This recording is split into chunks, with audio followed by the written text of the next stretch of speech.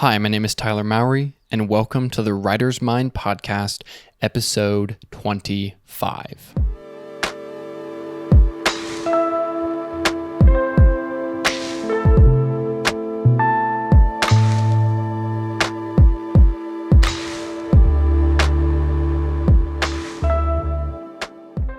All right, welcome to another episode of the podcast. If you're looking for episode 26 and all of the other even episodes, you can find them right now on the Patreon, patreon.com/thewritersmind.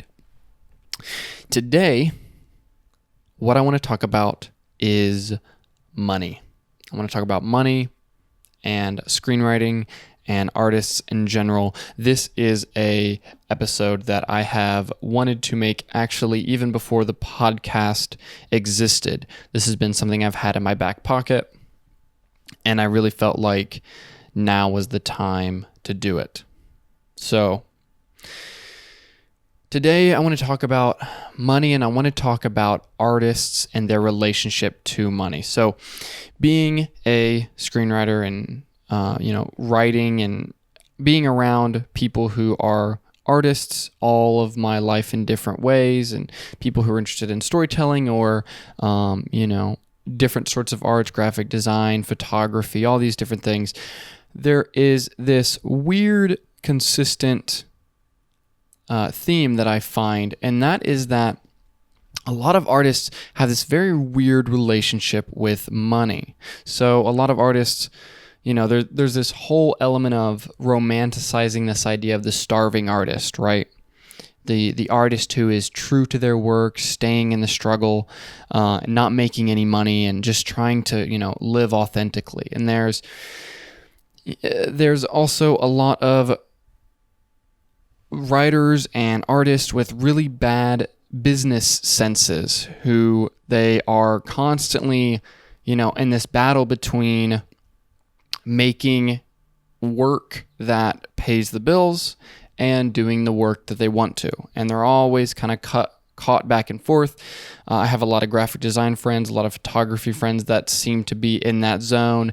And it is a massive zone for so many screenwriters where they are really caught between, doing rewrites or writing screenplays or doing other sorts of work for a paycheck versus writing the stories that they want to tell and the things that they're passionate about.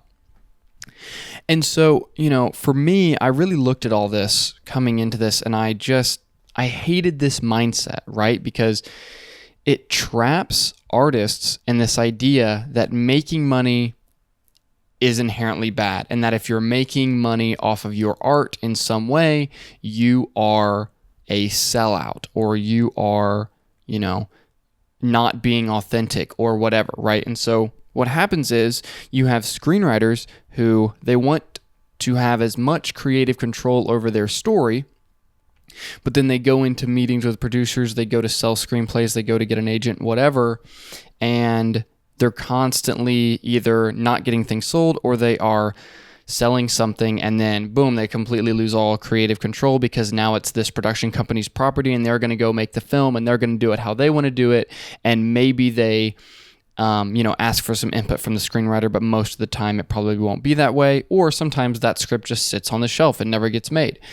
So there's this constant kind of battle of surviving. And so what happens is then screenwriters especially, they start just doing a ton of work that they don't want to do, just like you see graphic designers do, just like you see, photographers do, or videographers or directors. A lot of directors do commercial work, things that they aren't passionate about. Not that there's anything wrong with doing that. I have a lot of friends doing that, but it's about, a lot of them wish they weren't. And that's the big problem, is they're doing commercial work, they're doing video projects that they're not passionate about. And they wish they were doing this other thing. They wish they could direct a screenplay or direct a feature. They wish they could do something like that, and they're not. And they're frustrated because of that. And there is, so, I really kind of looked at this, and I really feel like people just took the complete wrong position on this. So here's kind of how I think about this. So let's say you're a screenwriter, right? Tell me, what do you think the better option is, the better situation, right? Because if we're talking about creative freedom, We're talking about, you as a storyteller wanting to bring your stories to fruition according to your particular vision. You're the one who created the story. You want to bring it all the way to the end with your vision. So if you think about that, you have kind of two options. One, you can write your story. You can get it sold somewhere. Somebody else provides the financial backing for that project. That financial backing then gives them creative control. Maybe they ask for your input, maybe they don't. That film gets made, assuming it does actually get made. And maybe it's what you wanted, maybe it's not what you wanted, and then you move on. So that's kind of one option. Or the other option is you have the money to create the story that you want to tell. You fund that project yourself because you wrote it and funded it. You have essentially complete creative control on what happens. Anybody bringing their artistic value into that project essentially is bringing ideas to you, but you have final say on what happens, and then you get to create the story that you want to tell. So those are kind of the two options, right? Now, clearly it is so much better to be the second option, right? Of course, it would be fantastic if you had the $5 million, the $10 million, the X amount of money required to make your story, right?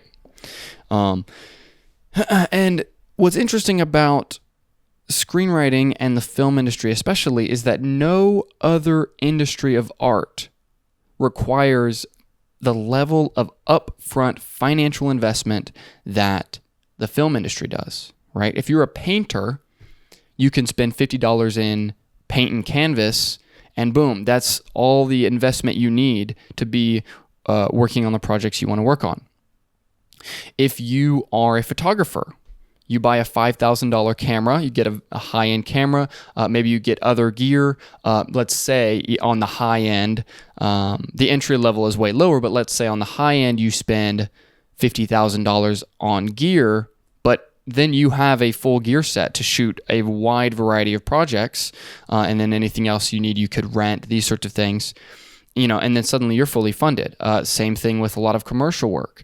The barrier to entry can be as low as a few $1,000s and all the way up to, hundreds of thousands of dollars, but you can build from that low point. If you're a graphic designer, all you need is a laptop and maybe a couple extra softwares and a couple extra pieces of hardware, maybe totaling $5,000 to $10,000, maybe, and you have a full setup for what you need to do. You go into the film industry and suddenly you need $50 million to bring this film to the end.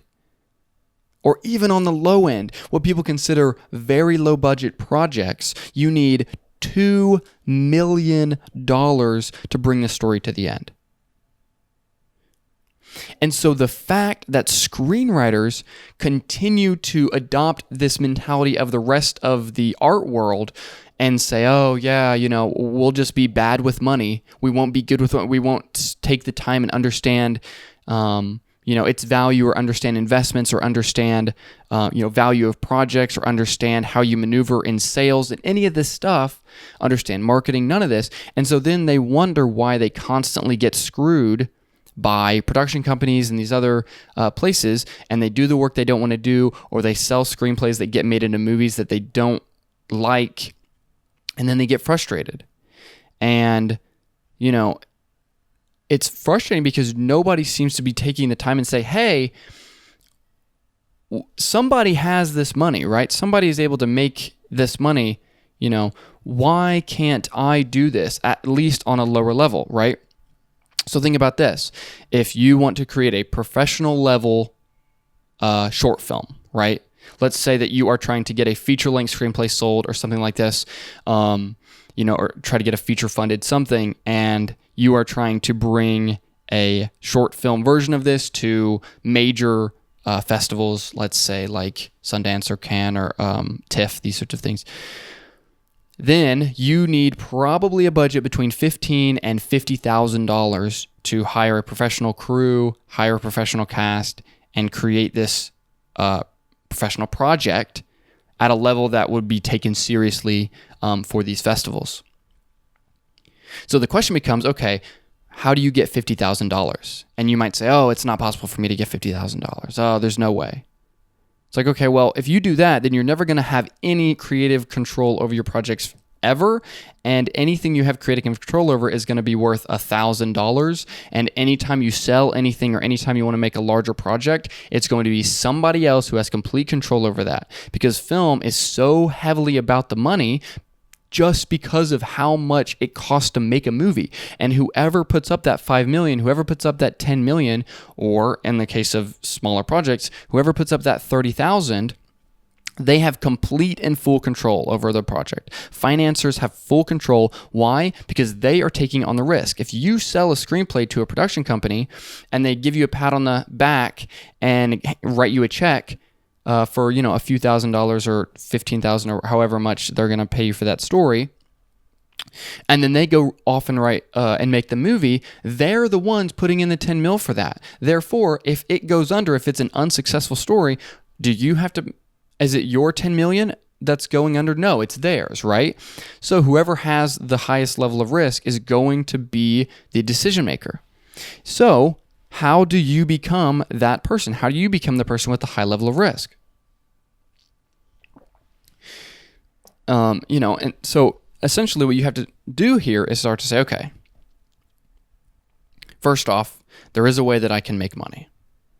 You can say, okay, what's my goal here? Well, I want to be able to create a professional short film so that I can get real eyes on my feature that I've written and go that route. And if you can fund that short and actually have a good short script, because so many people have absolute garbage trash short scripts, even professionally made stories, then suddenly you're putting yourself way above all these other screenwriters because you made the 30K, you got it shot, it's a great story, you have a great feature behind it, you get into a film festival, and you can go from there. Now, I'm not saying it's a guarantee, but what I'm saying is it puts you near the front of the line. It puts you with something real, something interesting, and if you actually create a good short film, something good, and then having a good feature behind that, you're really separating yourself from the crowd. That's kind of stage one. Or, now you can really start thinking a lot bigger. You can say, okay, I want to make a full movie for $500,000 or $1 million. So how do I get $1 million? And you can say, oh, it's not possible for me to make $1 million. Okay, well, let's not immediately jump to that conclusion because people are out there making $1 million. Somebody's doing it, right? There are people out there who are making $1 million, right? How much have you studied people making $1 million or $100,000 or $10,000? These people are out there. There's a way, somebody's doing it. And if somebody's done it before, there's a blueprint that you can follow. Not only that, but and I'm also not necessarily saying that, oh, okay, to do this, you need to hustle and get a $200,000 a year job and, then save all your money and do this. Some people are able to do that. $200,000 a year jobs are not available to everyone, obviously. So you need to think about, okay, well, with the money that I have, with the money that I can save, what moves can I make? What things can I do? It's like, well, I would say no matter your long-term goal as a screenwriter, I would say every single screenwriter should be interested in investing. Why? Because you are in an industry dominated by money. The more that you have control of your own money and you can contribute your financially to projects, the more you're going to be able to get done, right? So the fact that screenwriters don't understand the stock market or have never thought about investing or have never thought about new investments happening right now is insane to me, because if you can't get the money together, you're never going to be able to have any sort of creative control, because financial control equals creative control in the film industry. Here's something else too that I think you guys should really be taking a look at. So this is a book. If you're on YouTube right now, you can see it. If you're listening, it's called The Bitcoin Standard. So this is not a cryptocurrency podcast. I'm not going to get heavily into cryptocurrency and Bitcoin and all of these sorts of things. But what I would say briefly is that back in the 1800s, there was the oil and railroad boom, right? All these people were making tons of money, right? I mean, some of the biggest, most wealthy businessmen in all of America, they were making their fortunes in this time period, right? Like the Rockefellers and Carnegie and these sorts of things. They were making their money around oil and railroads and these sorts of things. And it really was the Wild West, right? Everything was booming because we had, it was this whole new world, we of infrastructure and oil and all, and in industry for the first time, in America and in other nations. And so we had this massive growth, and people were just making crazy amounts of money, even idiots. Just being in the space, being around railroads, suddenly people were making crazy fortunes, right? And so you can look in history and find some of these moments in time where you had huge growth industries, right? And it is my opinion and the opinion of others that right now we are experiencing one, and that is cryptocurrency. That is Bitcoin. I mean, I think, not to go super heavy into it, Bitcoin is the single most important cryptocurrency. All the other ones are, some of them have real use cases. Some of them are scams. Bitcoin is not a scam. I highly recommend reading this book, The Bitcoin Standard. The point is, cryptocurrencies is a wild growth investment space right now. And it is the digital Wild West right now, right? Back then in the 1800s when the oil markets and railroads were booming like crazy, everybody was making all this money, and there was not a ton of government regulation, and, there was just craziness happening. And we are watching that in cryptocurrency right now, where, scams are everywhere. But there is also a ton of money pouring into these projects, and there are serious, real cryptocurrencies, mainly Bitcoin, that have serious, real use case in the world and are having massive amounts of growth right now and massive amounts of investment potential. And for you as a screenwriter to say, oh, I'm going to sit on the sidelines of all of these investment opportunities. I'm going to sit on the sidelines and not care about money. I'm going to live paycheck to paycheck constantly. I'm going to constantly whine about the fact that I can never actually make the movie that I want to make because I have no money.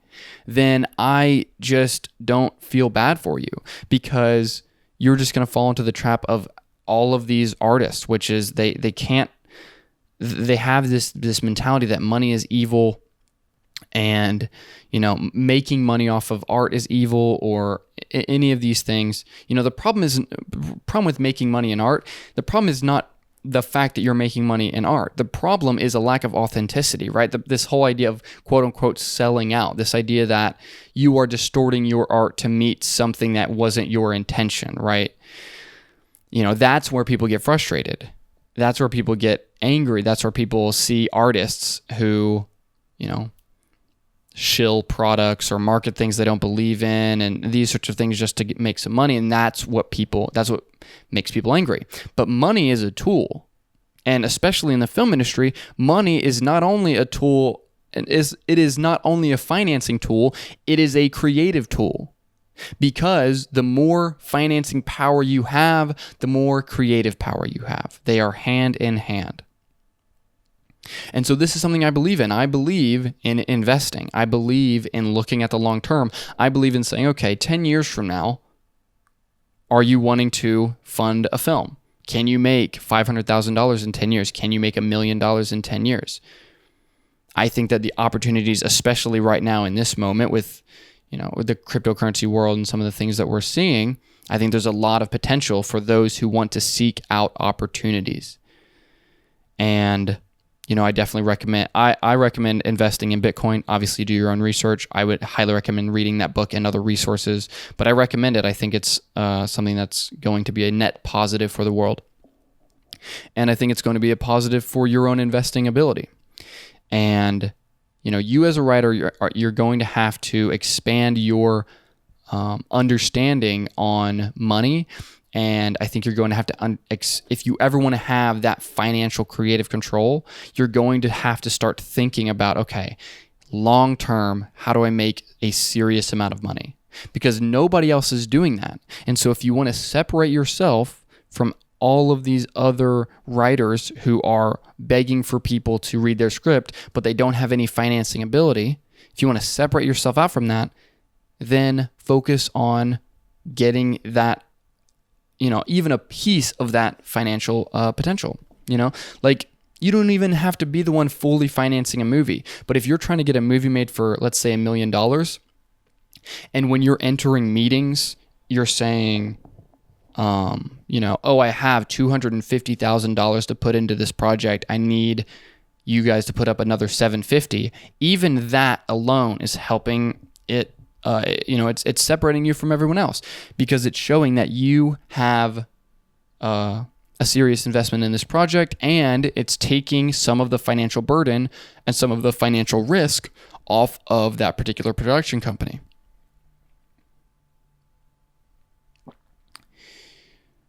So, these things are difficult, but, I really think you can invest if you really have a goal set, right? I think people struggle to invest. People struggle to build wealth or allocate capital and these sorts of things.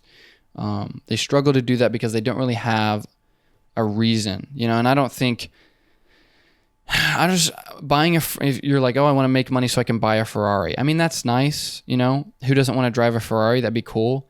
But I think it's a lot easier to be serious about your goals if you have something that's more tangible. If you have something that you actually believe in completing, if you have a mission, that's a lot, you have a much higher chance of success than simply being like, oh, I'd like to drive a Ferrari on the weekends. That's not really a goal. That's more of a potential side effect of something larger that you're doing. And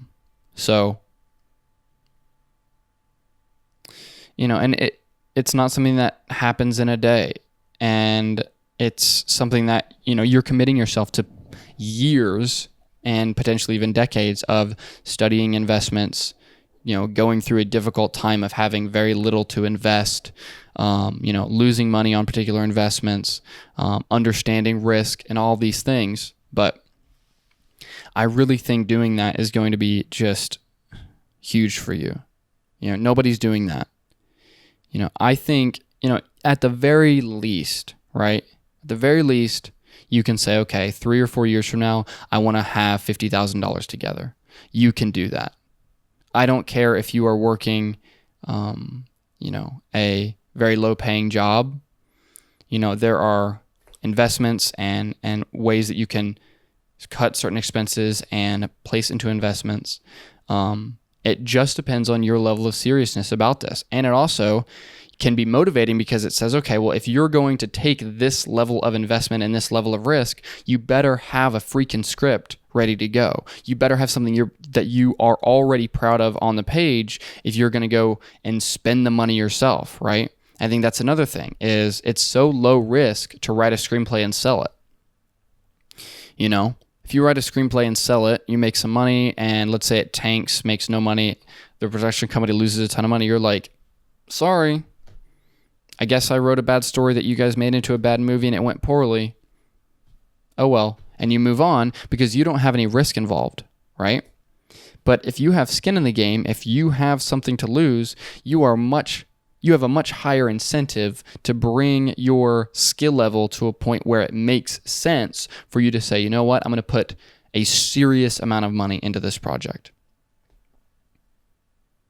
And I would also say, if you're somebody who's thinking about shooting a feature film for $10,000 or shooting a micro budget story, increase your goal. How do you raise $100,000? How do you get $100,000, right? There are ways to do this. I mean, I actually know someone personally who wanted to make a professional level short film, and he needed about $30,000. So he had about $10,000 of his own money put into the project. He raised another $10,000 through crowdfunding, and then he took a loan out for the last 10. Now, is that a risky way to do it? Absolutely. So it's about, do you believe in your project? Where are you trying to get your project to go? What is your goal? And what level of risk are you willing to put out onto the table to achieve that and accept personal responsibility if things go poorly? I think the more that you can do that, the faster you're going to be able to move. I don't think successful people wait for opportunities, and I don't really think successful people are constantly putting up mental roadblockers and saying, oh, I can't do this. Oh, I can't do that, right? I can't make $50,000. I can't ever gain financial control. It's like, well, if you start from that position, you're killing yourself. Maybe you can't. I don't know. But there's only one way to figure out whether or not you can or can't, and that's to go for it and try to do it. You haven't even done the work to outline what the potential action steps of that would be. So how do you even know what you're talking about? It's all abstract. It's all in your head. It's just like writing a story. You have this story you think is perfect in your head. You get to the page and realize, oh, this is trash. I can't write it. And when I do write it, there's all these problems that I need to figure it out. When you keep things in your head, they're not real. You must translate them into the real world. You must put them down on paper. You must take action off of them so that they become real. You can say, oh, I can't make $50,000, but when you can sit down and outline a potential plan and then say, okay, well, if I do this, this, this, and this over the course of, a year, 2 years, 5 years, suddenly this is possible. So that's what I have for you today. I'm sure some people are going to disagree with me on this. And if you do, I'm interested to hear what you say. But for those of you who are serious about writing, who want to be successful, I would challenge you to at least think about what I'm saying here. Is your view on money incorrect? Are you placing roadblocks in front of you and mental blockers just because of your views on money? I think it's definitely something to think about. And another thing would be some people just think conceptually as a concept making money is wrong.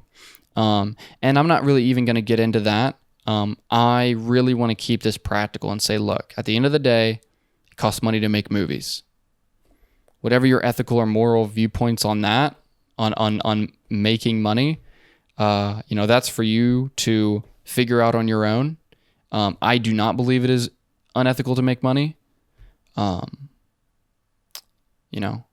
so I would say you need to decide what you believe, and you need to decide what are the practical steps you're going to take to get to where you want to be. And that's really what it comes down to.